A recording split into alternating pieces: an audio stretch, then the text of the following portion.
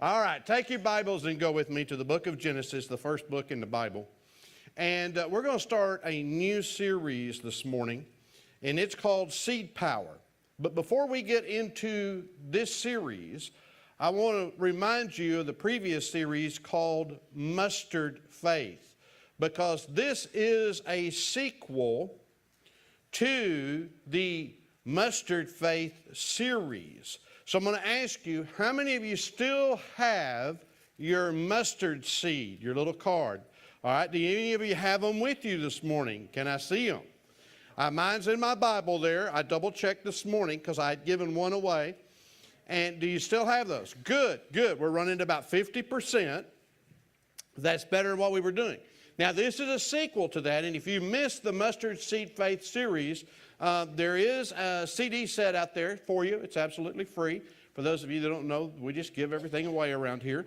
And if you don't do CDs, you can go to mylifepointchurch.com, and there you can listen, watch, download it to your phone, whatever you want to do.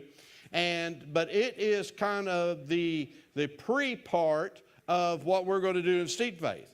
I didn't plan it this way, and I have learned over the years that sometimes God just like He just downloads into me, and I've got a whole year of preaching material, and it just unfolds as we go. This year has been one of those. It's just kind of moved from one series to God, what's next? And this just got dropped in my heart, and He said, and I felt like God said, this is a follow-up to the previous series, because it's going to be talking about the importance of that seed that's going to be used in faith and how you use that seed. So this is Seed Power, and it's the sequel to the Mustard Seed Faith. Now, for several years, when my young walk as a Christian, as an adult Christian, when things were not going right, I would ask myself, why is life going this way? You know, I'm going to church. I'm volunteering. I'm praying. I'm doing my best to passionately worship the Lord and try to study. I would feel God's presence, but inside of me, I was still frustrated. I still was angry. The same problems kept coming up. And I did not understand that I was working against a spiritual law that was in effect, and that spiritual law was corresponding to the choices I was making in life. I thought if I would just show up at church, volunteer, help with the youth, help with this, help with that, pray, lift my hands. I had to learn to clap, had to learn to lift my hands. I had to learn to kneel. I was not taught that as a child. I went to the fold of my church and stare everybody down during the music church deal. And the only thing I knew the difference between music was at our church was it a white hymnal, a red hymnal, or a turquoise hymnal? That's what I knew. And some of you go, what is he talking about? Cindy laughed because she went to the same type of church, several hundred miles away. But that's all I knew. So I had to learn to worship God. But the spiritual law that I was working against was keeping me from happiness. It was keeping me from peace. And didn't no matter how much money I would make, I would always struggle financially. And as I learned a little bit at a time, I learned that there are spiritual laws that supersede anything that I can think in my mind. I might not understand the natural law of gravity, but if I step off this stage right now, gravity is going to have an effect whether I believe it, understand it, or even accept it. It's going to happen, right? Well, there are certain things that are in place around us that it doesn't matter whether you agree with it. It doesn't even matter if you believe it. It is still operational. And that's what I want to talk to you about. Genesis chapter 8, verse 22. Now, this is right after the flood, Noah's Ark, the great flood. This is written about 2500 BC, or about 4,500 years ago. Prior to the flood, if you've ever studied the book of Genesis, the atmosphere of the earth is tremendously different. There was not rain. the water came up from the ground. Don't know that we can understand and explain all that, but prior to that flood, Noah's flood, the earth was a totally different place than what we see now as far as the weather is concerned. And after the flood, you'll remember the rainbow came. Y'all all remember the rainbow and the promise not to flood the entire earth again. But along that lines, we see in verse 22 of chapter 8, it says, as long as the earth remains. Let's just stop right there for a second. How long is what is about to be said going to be in effect? As long as the earth remains. There will be planting and harvest, cold and heat, summer and winter, day and night. It is a spiritual law that has natural consequences. Let me say that again. It is a spiritual law that God has put into place that has natural consequences. It's going to remain in fact as long as the earth is as we know it now. It will never ever change. I do not care who is in political office. I don't care what the economy is doing. I don't care if you live in Australia or live on the North Pole. As long as the earth remains, seed, time, harvest, day, night, summer, winter, it's going to be in effect. Now, flip all the way over about 3/4 of the way in your New Testament to a book called Galatians.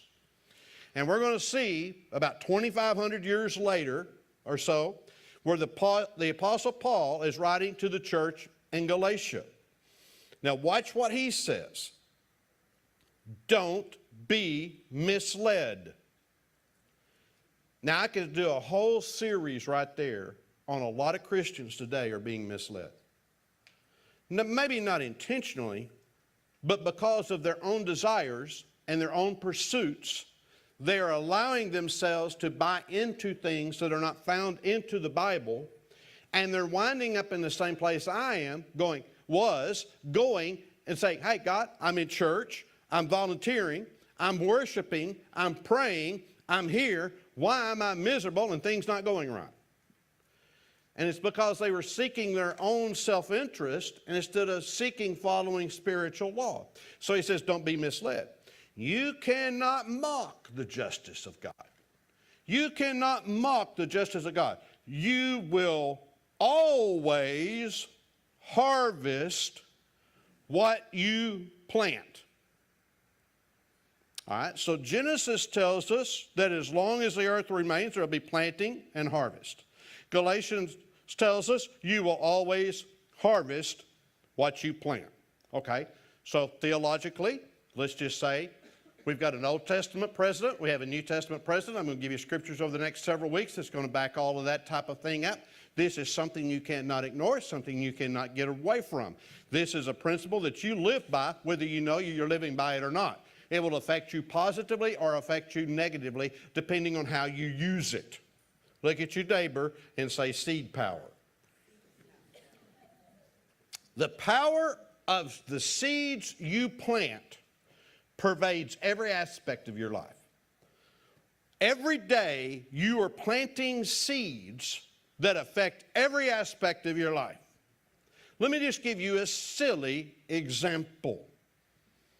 If you go to the refrigerator and you open that refrigerator and you keep planting seeds in your mouth, there will be a natural consequence that goes along with it. Right? If I have a garden and I plant cucumbers, I do not go out to where I planted cucumbers and harvest corn. You can say, oops, I thought I was going to get corn, but I got more cucumbers. Everything we do is a seed planting exercise. The words I'm speaking right now are seeds. Hopefully these seeds are going to grab root in your heart And there'll be a little light that goes on in your brain and go, you know, I have been planting some bad gardens, so to speak, in my life. I need to get rid of those and plant some good things. Now, I know this may surprise you. But during this period of time, and it started in my teenage years, I could have be extremely sarcastic. I know that surprises you. I'm not just so quiet and gentle now and just so mellow, but I could be really sarcastic. I could be really critical. I could be mean. The last thing you wanted to do was get in a word fight with me, because I would listen to you and make you look like an idiot and be smiling the whole time. And I couldn't understand why I kept getting in these little word skirmishes with people until I realized, you idiot, you're planting bad seeds with your words. Honey, it is already quiet in here. It is already quiet in here. Words that you speak go into the soil of someone else's life and produce a good fruit or a bad fruit. Most of us in this room had things said over us as a child that formed us. And some of us have had to move on, had to battle that, had to pass that. I had to learn that I wasn't a mistake. I was the bonus baby just because my sister and brother are like 14 and 16. I'm not a mistake. I'm the bonus baby. I had to change that around. I grew up thinking I was a mistake. I wasn't a oops. I am the bonus baby. I had to learn that because I had a big nose, that wasn't the brunt of a lot of jokes where, you know, when you're in school, people, you go ask Rick because the nose always knows. And in the wintertime, has anybody seen Rick? We want to ski down that slope on his nose. I mean, there was all kinds of jokes. I was so skinny in those days that they would say during the locker room, oh, Rick will never get lost in the shower. I mean, he might go down the drain, but his nose will hang him up. You know, that was just stuff like that all the time. And it was things like, you'll never amount to anything. You'll never amount to anything. You'll never get anywhere from here. You're not worth the salt you're made of. And I had to overcome those things. And most people have had negative things said over them. Those were seeds that were planted in my life that produced bad fruit that people said just out of sarcastic or being mean, and I had to work my way through it. My question is, what kind of seeds are you planting in other people's life? Words that are spoken, they go into the life of people and produce. Thoughts are seeds. Because thoughts usually lead into some type of word being said or an action being taken. You've heard a lot of people say they don't have a filter between their brain and their mouth. You better put a filter in there, because it will get you in trouble. I didn't have a good filter because I was taught, let people know where you stand, and I thought they needed to know real quick where I stood, and they didn't appreciate that. I had to learn to back it down. You might not say anything to someone, but what you do, that action is also a seed. I've had people over the years as a pastor get mad at me because of the way I didn't look at them. What do you mean I didn't look at you in the right way? And this was years ago, and it was before we came here. I had a lady get mad at me. She said, you never look me in the eye when you're preaching. And I'm going, there's 400 of you. I can't look at you all in the eye. And another one got upset with me. Said, well, you just look at me. Every time you start making a point, it's just like you're looking at me. And sometimes you do actions that hurt other people. If you've ever been married, you've had that moment where you said something stupid that you didn't mean. Or you were upset and you said something that you meant and you wish you could have took it back. And that's a good place to say amen. Verse number 8. Those who live only to satisfy their own sinful nature will harvest decay and death from that sinful nature. Let me read that again. Those who live only to satisfy their own sinful nature, in other words, the seeds that they are planting, are self-centered seeds. It's all about me. It's all about me. It's all about me. What that leads to will be decay and death. But those who live to please the Spirit, capital S, Holy Spirit, will harvest everlasting life from the Spirit. Now, I went through another period and phase right along this same period of time that God blessed me and there was money coming in the door. And I thought I needed a camper because my folks had a camper. Well, then I thought, well, you know, you got to have a pickup truck to pull that, and I don't want to be left behind, so I want a big pickup truck to pull that camper. Well, the kids started getting up of age. Well, they need jet skis to go with that. Are y'all listening to me? And so they forgot to tell me that the camper and the truck were going to depreciate in value that quickly. And the jet skis. And they forgot to tell me you have to buy insurance and license plates, and there's repair, and there's ongoing things. On all this stuff, money would just go. Money was coming in, but it was coming in faster than ever before, but it was going out faster than ever before because I was planting seeds based on what I deserve it. I deserve it. And then the other problem I had, I wanted a new car every year or two. I wanted a brand new one. And you know, the tires wore out on you, better get another one. Do you know that if you're rich, you might be able to afford that? But a guy like me, I couldn't afford that. I was planting bad seeds. And I'm going, God, I'm still miserable. I am volunteering. And, you know, God, now God, I know I'm not tithing, but this $10 a week is about to break me because I got a $600 month car payment. Think about what I just said. Okay, let me repeat it. Y'all didn't get this. I was mad at God. I'm not tithing, but I'm giving you $10 a week, but this $600, and it's breaking me because I've got a $600 a month car payment. Let me tell you, fast forward a bunch of years. If I was tithing, I wouldn't have to worry because I wouldn't have a car payment. Thank you, Cindy. That's a different lesson. I had to learn that my desires, while seemingly being good on the outside, were very different than God's desires. Even if I had the right desire, most of the time it was rooted in the wrong seed that I was trying to plant. But those who live to please the Spirit of God will harvest everlasting life. My motivation of the words that I said and the actions that I chose had to be rooted in God's desire and my desire to please God, and not a desire to get God to help me. As long as I'm living life and say, God, help me, help me, help me, help me, help me, help me, most of those desires of help me, help me, help me were to get me out of something that I had planted a seed in a bad way, and I'm getting a bad harvest, and I need God to get me out of a rotten fruit field and get me back into some good soil. And the whole time is, yeah, I've got mercy and grace for you, and I'm going to help you out, but don't quit repeating the same piece of stupid over and over and over. Can I meddle just for a moment this morning? Most of you are here this morning for the wrong reason.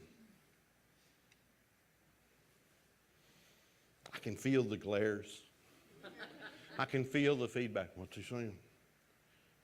A lot of people are here because, God, get me out of this mess. That's good. I believe God will get you out of the mess, but He wants you to learn how to start planting the right seeds and make the right choices so that you don't keep repeating the same mess over and over again.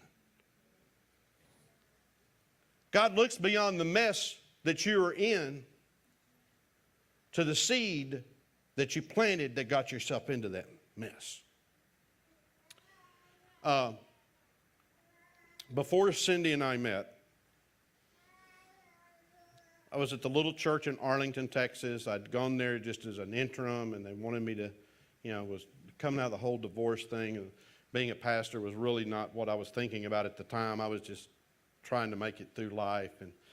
And, I could still teach a good Bible lesson, I guess. And they really wanted me. And, okay. I was really excited, And preached there. And the first couple of years, I had blessed the little grandmothers' hearts. They all felt they had someone in their family I needed to meet. Daughter, granddaughter, niece, cousin, someone they worked with. And it got comical. It really did. I felt sorry for the ladies because they were being pressured into meeting me, and I had like zero desire to have any relationship with anybody, to be quite honest, because I was still healing up. And so, long story short, they meant well, but they were planting seeds that were not going to bear a good thing. But I had seen that happen with other Christians, and they would come out of one relationship and jump into another relationship real quick. And because they never dealt with the seeds that had been planted over here and realized that they were planting bad seeds over here and doing some stupid stuff that made that relationship mess up, they kept planting the same stupid seeds over here, and guess what would happen to this relationship? It would be a repeat process. And I knew better to do that. And that's the reason I vowed I was just going to be single the rest of my life. And then, most of you do know that I met Cindy ran an ad in the paper for me. I mean, y'all know that, don't you? She had come out of a similar situation, and it's like, I don't ever want to see a man around me again. God, if you ever want me to have somebody, you're going to have to drop him on the front porch. I pick up the Fort Worth paper. I'm trying to look for a house. The kids and I are living in an apartment. I'm trying to rebuild a little bit. I'm trying to get back on track. And, and I'm a bargain shopper. I'm sorry. That's just the way God wired me. And I look, it says price to sell quickly or something like this, 3-bedroom, 2-bath, corner lot. And so I called the number. And she answered. She planted a seed and got a good harvest. And I never will forget, I had called her. I asked her if I could come over after church. And went over there, and Josh was about 4 or 5 years old then, opened the door. And I remember his comment, "Mom, he is here." Little did I know the power of those seeds of those words. And then that led to me buying or leasing the house, remodeling the house, buying the house, her moving to Missouri for a couple of years, me marrying her, losing the equity back in the house and having to split. But anyway.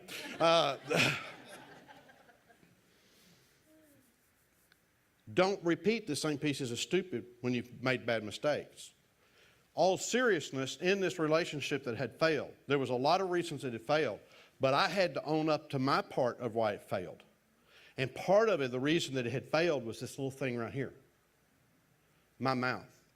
Because I could come extremely critical very, very, very quickly, and it was producing very negative results. Verse number 9. So let us not get tired of doing what is good. Let's not get tired of doing what's good. At the right time, we will reap a harvest of blessing if we don't give up. If we don't give up. Growing up as a farmer, I got to watch all the farmers do their different things. And the guy who lived across the road from us, he would plant his cotton. And very realistically, he would be out the next day scratching to see if it had already sprouted. Well, that doesn't happen that quick. But he had his own timetable. And there's soil temperatures, and there's moisture, and there's all kinds of things that go into that. But this guy would plow his seed up, and Dad would leave his in the ground, right across the road from one another. This guy might plant 2-3 times just to try to get it right. Dad would leave his in the ground and be methodical with time-tested methods, and Dad would harvest 2 to 3 times. And this guy, more than what this guy would. And this guy would come back and go, "Hey, how did you do that?" "I left my seed in the ground until it was time to harvest." You got too anxious and plowed it up and missed the time that you could plant for the best harvest. As Christians, when we are planting seed, understand that there is a time to plant, then it grows at different rates. At different rates. Most of us want to say something nice to someone today, but tonight, if someone hasn't said something nice back to you, you're ready to plow up the seed that you planted and replace it with a bad seed. You have to let it sit there. And it may come back tomorrow, next week, next month, next year, next decade, or several decades. It says, do not get tired. Let's not get tired of doing what is good at just the right time. And here's what I've learned. The right time has nothing to do with the time that I think is the right time. The right time, we will reap a harvest of blessing if we don't give up. If we don't give up. Verse number 10, I got to hurry. Therefore, whenever we have the opportunity, we should do good to everyone. You know what that means? Be nice. Be nice. Don't be like Rick was. Don't call them evil. Don't start rebuking the devil out of them when you hadn't even talked to him yet. Don't call them down. Just tell them they're an ugly liar. Don't call them a roguely-eyed chisel tooth. People don't respond to that well. Don't ask them who their daddy is. Don't tell them that they've gained 100 pounds since you've seen them last. Don't tell them they've gotten critical and sarcastic and mean and no good for anybody. Don't tell people things like that. They don't like that. Do good to everyone. Be nice to everyone, especially with road rage or standing in the checking line at some place. I saw somebody, I've got to digress. I got to tell one more story. I saw a guy at the self-checkout, you know, where you go out. Have you ever seen self-checkout rage? I think that's a new category.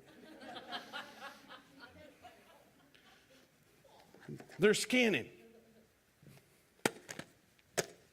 Turning it over every direction. Nothing's happening. And then they finally look over to the person attending this 8 or 10 or 12 self-checkout things with people that all of them go. And she walks over there and goes, beep, beep. And he throws it. And tries to hit it in the back, and it falls out on the side, and it breaks. And at that point, I just kind of like, time for me to go. I've learned to walk away instead of like, boy, you're an idiot, aren't you? I mean, I told you what I used to have said, but I had to walk away. Learn how to do nice things to everybody when you ever have the opportunity. Watch the next phrase. We should do good to everyone, especially to those in the family of faith. So the commandment is to do nice things when we have opportunity to everyone, especially those who've proven themselves faithful to God. Many need help, but not all are faithful to God. That doesn't mean we shouldn't look for ways to help people, but we should be wise. We should plant our seed, as the farmer would say, into good soil. Our seeds of comments, our seeds of actions, our seeds of doing good things. It needs to go into good soil. We'll find out that it's going to produce a harvest of 30, 60, or 100-fold. So I want it going into good soil. Good soil. This is one of the things I've learned. As I got away from being a sarcastic person, I can't fix everybody's problems. I can't help every single one. I can't do it. And this is a scripture, and I'll end with this. This is a scripture the Lord gave me when I was going, what's the use? I can't help everybody. Jesus said in Matthew 26:11, you will always have the poor among you. I've learned that I can't fix every problem, but I've learned to plant good seeds and be sensitive where to plant those good seeds and do it as often as I can, and there will be a blessing that comes back. So my question for you this morning is this: what kind of seeds are you planting in the lives of people around you? What kind of seeds are you planting in the lives of people around you? Are you building them up, or are you tearing them down? Just a little bit, one more digression. I need to say this. I used to say, I'm not tearing them down, I'm just telling them the truth. Did you know if you don't tell the truth the right way, you tear them down? I could take my Bible and quote scriptures and just pull them apart and beat them down. But I've learned now to take that same scripture and build people up. What kind of seeds are you planting in the people around you? Are you planting good seeds in people who are genuine in their faith or that God has led you to? Are you just out there not planting any seed or just doing whatever and not asking God for wisdom? Cindy and I have learned to ask God for wisdom. We learned it starting with the kids and the family, then extended families and acquaintances and those type of things. There's so many wonderful ministries out there, and we get so many pieces of mail and email and different things, and they're all good and they're all wonderful, but God hasn't called me to plant good seed in every one of them. I have to know which one it is. But it started back with what kind of seed am I planting? Because the type of seed I plant determines the type of harvest I get. In other words, the seed I plant today is charting my course for what's going to happen next week, next month, next year. So I want you to just close your eyes for a second. And I want you to ask yourself this question. Are the seeds that you are planting, are they building people up or tearing them down?